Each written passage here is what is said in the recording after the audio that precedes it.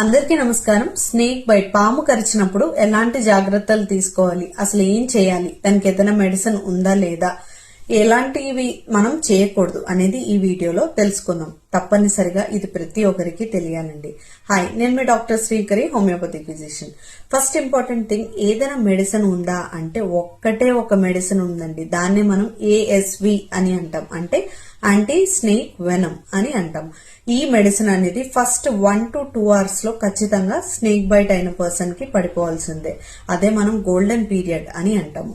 Second important thing, వాళ్ళని ఎప్పుడు కూడా అధైర్యపరచకండి, వాళ్ళకి గట్టిగా ధైర్యం అనేది చెప్పాలి. థర్డ్ ఇంపార్టెంట్ థింగ్, ఆ పార్ట్ ని గట్టిగా కట్టేయద్దు. అలా కట్టేయడం వల్ల ఇది మొత్తం అంతటికి పాకిపోతుంది. అలా కాకుండా ఆ పార్ట్ ని ఇమ్మొబిలైజ్ చేయాలి, అంటే మూవ్ అవ్వకుండా ఏదైనా కర్ర సాయంతో పెట్టి ఏదైనా ర్యాప్ చేయాలి. ఇలా చేయొచ్చు. ఫోర్త్ ఇంపార్టెంట్ థింగ్, ఇమీడియట్ గా వాళ్ళని అంబులెన్స్ లో హాస్పిటల్ కి సెండ్ చేయండి.